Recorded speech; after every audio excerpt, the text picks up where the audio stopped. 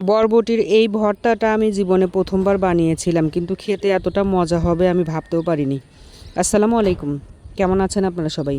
চলে আসলাম নতুন আরও একটা রান্নার ভিডিও নিয়ে। এই রান্নাটা, এটা রান্না না, একটা ভর্তা বানাবো, কিন্তু আমি কখনোই এভাবে আগে ভর্তা বানাইনি। সেদিন ভাবলাম একটু বরবটি এভাবে ভর্তা বানিয়ে দেখি খেতে কেমন লাগে। ছোট ছোট করে বরবটি টুকরো টুকরো করে কেটে নিয়ে লবণ আর পানি দিয়ে একটু সেদ্ধ করে এটাকে নামিয়ে রাখবো আলাদা একটা বাটিতে।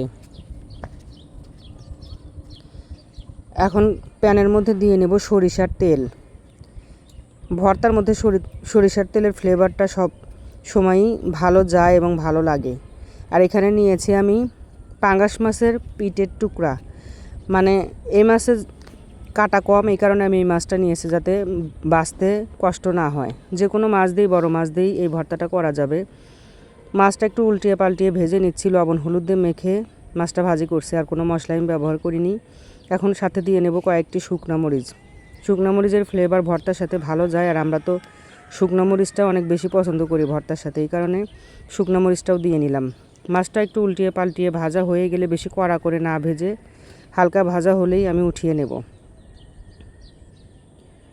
মাছ একটা বাটিতে উঠিয়ে নিয়ে সেই একই তেলের মধ্যে দিয়ে নেব পেঁয়াজ, রসুন আর কাঁচামরিচ। বেশি করে পেঁয়াজ, রসুন, কাঁচামরিচ দিয়ে এই ভর্তাটা বানালে ভর্তা খেতে সত্যিই মজা হয়েছিল। এখন এগুলোকেও লাল করে একটু ভেজে নেব। লাল করে ভাজা হয়ে গেলে যে বরবটিগুলো সেদ্ধ করে রেখেছি, সেই বরবটিগুলো আমি এই পেঁয়াজ, রসুন, কাঁচামরিচের মধ্যে দিয়ে আবারও কিছুক্ষণ ভাজবো। এটা তো সেদ্ধর কাজ আগেই করে নিয়েছি। এখন একটু হালকা ভেজে নিলেই ভর্তা বানানোর জন্য এটা সম্পূর্ণ রেডি হয়ে যাবে। যে কোনো জিনিসই হোক, খুব ভালোবেসে যত্ন করে বানালে সেটা যে খুবই মজা হয়। আমরা যারা মেয়ে মানুষ কিংবা আপুরা আছি, রান্না করি, সবাই এটা আমরা জানি। এখন সব কিছু একসাথে ভালোভাবে পাটায় বেটে নেব। আমি মাছগুলো একদম কাটা ফেলে দিয়ে সুন্দর করে রেখে দিয়েছি পাশেই। আগে বরবটিগুলো ভেজে নিয়ে বেটে নিয়ে পরে মাছও সাথে মিশিয়ে দেব। যদিও আগে কখনোই এভাবে আমি ভর্তা বানাইনি, কিন্তু সেদিন নতুন, মানে আমার কাছে এটা নতুন, ভাবলাম একটু এভাবে বানিয়ে দেখি, কিন্তু খেতে খুবই মজা হয়েছিল। ভর্তা বানিয়ে আমি মোটামুটি সফলই হয়েছি। খুব টেস্টি ছিল এই ভর্তাটা গরম ভাতের সাথে।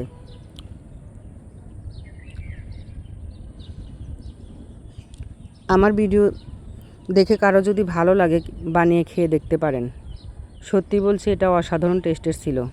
আর সবচেয়ে বড় কথা, যে কোনো রান্না করাই একটু যত্ন নিয়ে করলেই সেটা খেতে খুবই মজা হয়। বারবারই একই কথা বলছি, কারণ আমি এটা সম্পূর্ণ নতুন বানিয়েছিলাম। তারপরেও আমার কাছে অনেক ভালো লেগেছে, এই কারণেই আমি একই কথা বারবার বলছি।